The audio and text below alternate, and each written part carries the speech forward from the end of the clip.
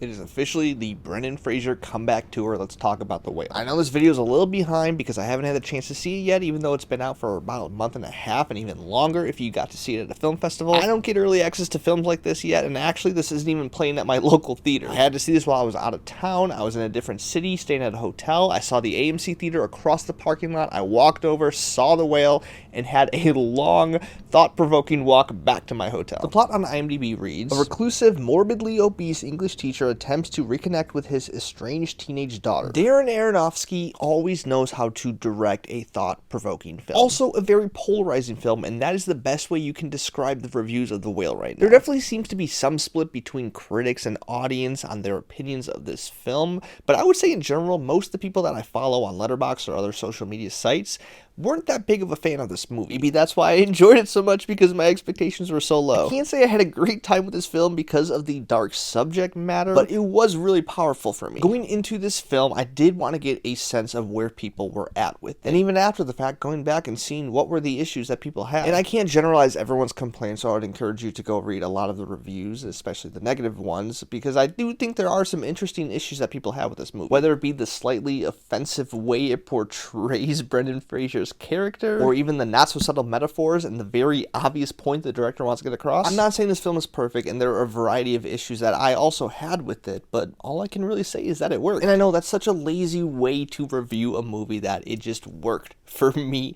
but I can't quite explain it any other way that when the ending hit, the final scene was wrapping up, I was emotional and was moved by these characters. And maybe that's what it comes down to, is whether or not you can connect with what these people are going through. Because it is a big ask, and I didn't connect with all of them. But Brendan Fraser's performance was so moving. It was something that I did find myself connecting with in some way, and I think that's why it worked so well. I do wonder if there's a way to pull off this story with not such a sensitive issue. Because when you're talking about someone who's very obese, like this movie does, it's very hard to not paint a broad brush for why he is in this position, and I don't know if the movie handles it quite well. For his specific character, there's a lot of grief and depression and family issues all attached to this. And so for me, I'm able to walk out of this and separate a lot of those negative things that you might have with this film, but I'm not sure everyone will walk out with that conclusion. I fault no one for finding this film slightly offensive and overgeneralizing this issue. But like other Aronofsky films, a lot of the same themes appear in this one, such as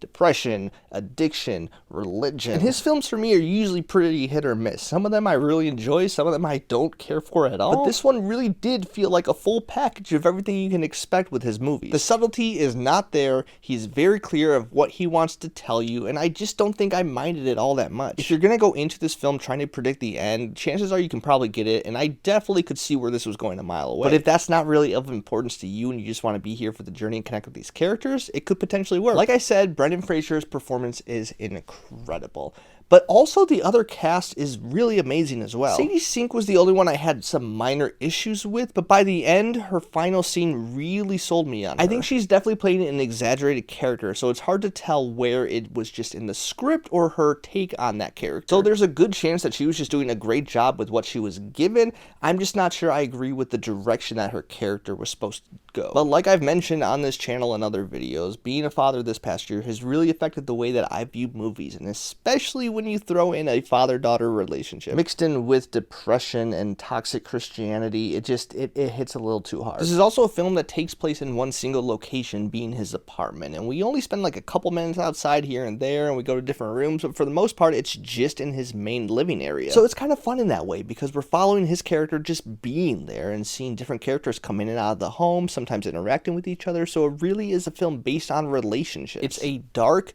depressing watch, but for some reason I did find some joy within it. This is absolutely not going to be a film for everyone, and I can understand if you find it boring, predictable, offensive, all of those things. But if there's any part of you that can relate to what these characters are going through, I do think this is a pretty good watch. I actually didn't have a chance of making my top 10 last year, but I will be rooting for Brendan Fraser moving forward in this Oscar race. So that's The Whale. Have you seen it? What do you think? Comment below. Don't forget to like and subscribe if you want to see more content like this, and I will see you next time.